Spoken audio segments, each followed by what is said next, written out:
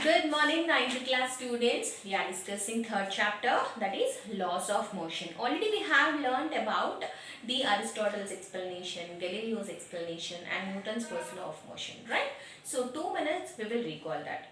According to Aristotle, there is no explanation is needed for a body which is at rest. And according to Galileo, when any body is moving down, then its speed increases. If it is going up, its speed decreases. If any body is going along a straight line, it will go like that only because he imagined a world there is no friction. And what is Newton's first law of motion? Every object will try to be in its same state of position unless and until it is compelled by an external force. Newton's first law of motion is also called as law of inertia. Inertia is nothing but it is a state of matter which resists a state of position to change unless and until it is compelled by an external force. In that only we have discussed about the static inertia and dynamic inertia. Static inertia means a body which is at rest position, it will try to be in rest only unless and until compelled by an external force. For dynamic inertia, a body which is in motion, it will try to be in motion only unless and until it is compelled by an external force. This is first law of motion. Now, Newton's second law of motion.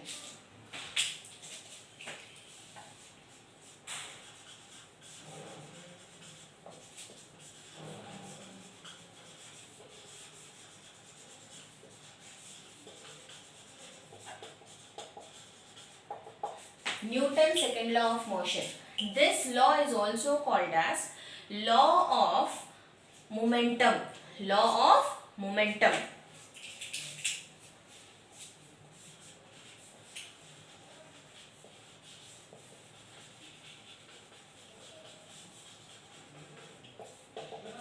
What is momentum? What is second law of motion? Let us discuss now.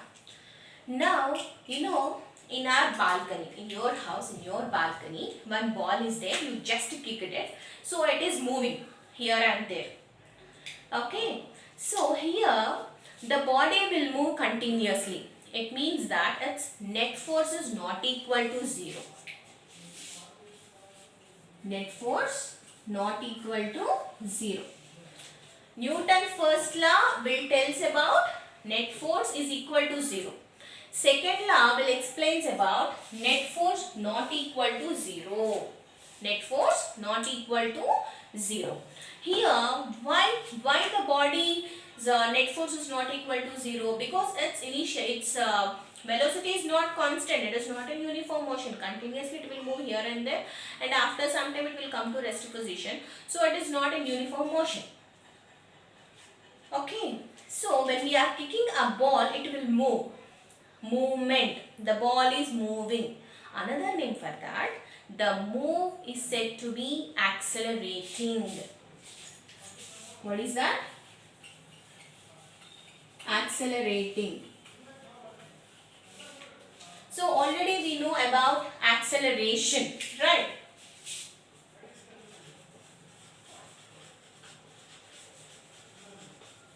We know about acceleration.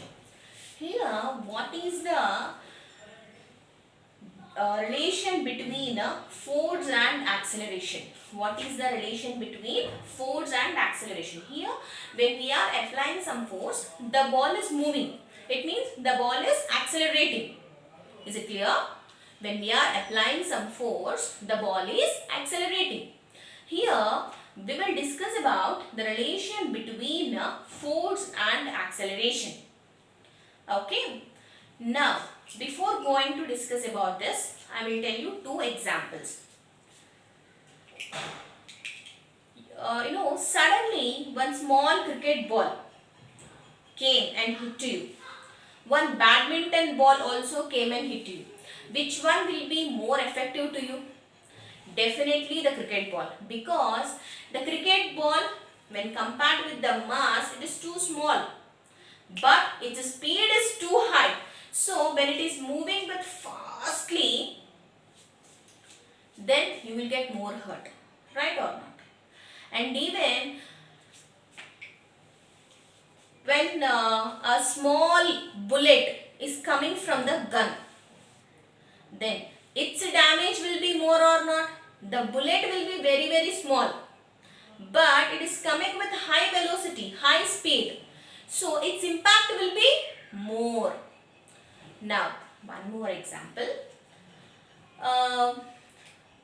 Suddenly we are going by a bicycle and hit it to a wall. Okay, the damage, it should have some damage. Now we are coming by a bulldozer and again we are hit it to the wall. Now tell me, the impact of damage will be more, in which case? Definitely bulldozer, because the mass of the body is high. Here the impact of force is more in two terms. Either the body should have more mass, otherwise it should have more velocity. Then the impact of force will be more. Now have you understand these two examples here? When we are hitting a wall with a bicycle, the impact will be less. If it is with a bulldozer, it will be high because the mass is high. Now I am hitting you with a vessel. That impact is less only when compared with the mass. But when I am hitting with you a bullet, the bullet mass is too small, but impact will be very very high because the velocity of the bullet will be more. So if velocity is more, otherwise the mass is more, then force impact, the effect of force will be more. Effect of force will be more. Here second law of motion is also called as law of momentum, right? Momentum is nothing but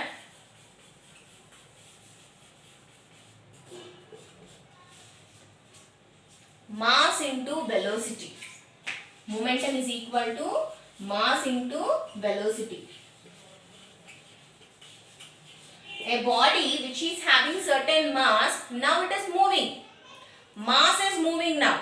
Okay, that is called as momentum. Okay, what is meant by momentum? Momentum is nothing but mass into velocity. Momentum formula P. P is equal to mv. Mass symbol m, velocity symbol v. P means momentum. Now coming to the units. Mass units kg. Velocity units meter per second. Meter per second. It is having another units also. That is Newton into second. Newton into second. Very important. Second law of motion, that is also called as law of momentum. Law of momentum is nothing but mass into velocity. I will tell you what is second law actually. This second law will tell us about net force acting on a body is not equal to 0. It means the body is accelerating. It is having some acceleration. Now, coming to the Newton's second law of motion. According to second law of motion, the force, net force acting on a body, net force acting on a body is directly proportional to, you people know this symbol, right? Directly proportional. Net force acting on a body is directly proportional to rate of change of. Rate of means what? In denominator, time will be. Rate of change of. Change symbol delta. Rate of change of momentum of a body. This is Newton's second law of motion. The net force acting on a body is directly proportional to rate of change of momentum of a body. What is Newton's second law of motion? The net force acting on a body is directly proportional to rate of change of momentum of a body. Now, to remove the proportional, we can keep one constant. Let it be K. K is a constant. delta P by delta T. Here the K value is always 1. K value is 1. So net force will be delta P by delta T. Because K value how much? It is 1. Here what is P? This is momentum. Momentum symbol, momentum value mv. Now substitute here. Net force is equal to delta into mv by delta T. If mass of a body is constant, then it can come out. M into delta V by delta T. Here when you see rate of change of velocity of a body, that is nothing but acceleration. So net force is equal to ma. Why ma? Because delta V by delta T is equal to a, acceleration. This is very very important. So before only we have discussed the relation between force and acceleration, that is F is equal to ma. This is Newton's second law of motion. Newton's second law of motion is also called as law of momentum. What is momentum? Mass in velocity. Mass into velocity. Units kg into meter per second or Newton into second. Here what happened when net force acting on a body is not equal to 0. It means the body is accelerating. The body is in motion. Usually the force is depending upon the mass and the acceleration. If mass is more, then acceleration will be less. If mass is constant, the applied force is more, then also acceleration will be more. For example, here I have taken two wooden blocks. Both are having fixed mass. Both are having equal masses. Here I am applying little force. Here I am applying more force. Then which one will move fast? Which one is having more acceleration?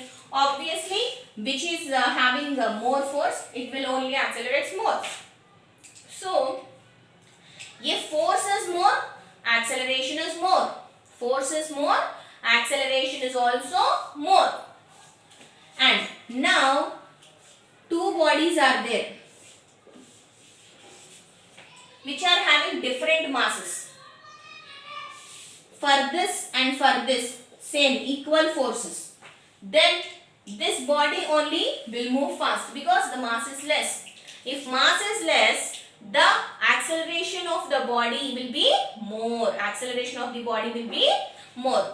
So force is mainly depending, and the acceleration, okay, acceleration mainly depend upon the force and mass of the body. Force and mass of the body.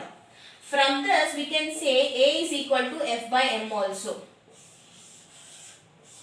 Okay, because if force increases, acceleration increases. If mass increases, acceleration decreases.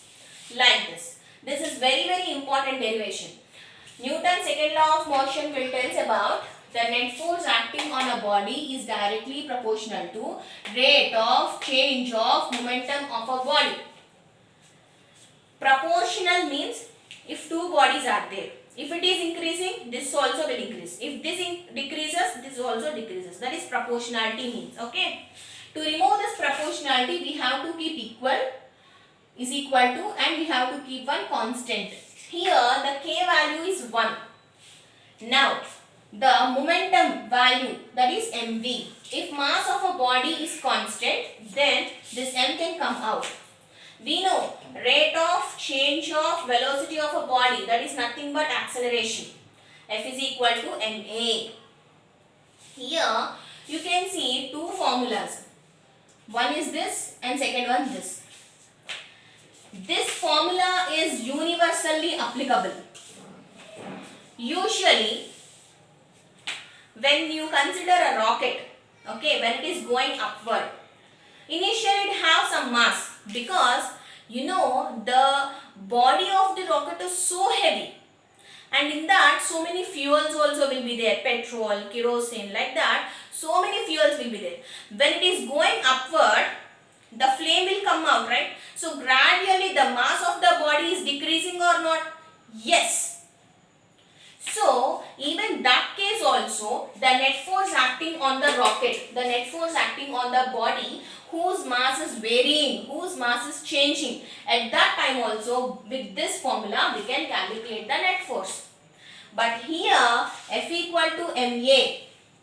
For this, the mass of the body should be constant. It should not, for example, when you consider apple, it should have 10 grams of weight. So the mass should be constant. It should not change. For that cases, if the mass of the body is constant, then the net force acting on a body is ma. And if any body is vertically coming down, then this A will become G. So F is equal to mg. When this formula will be used? When any body is coming down, vertically down. So in that case, on that body, gravitational force will be acting over there. So the body is moving down due to gravity. So this acceleration will become g. G is nothing but acceleration due to gravity. Acceleration is nothing but movement.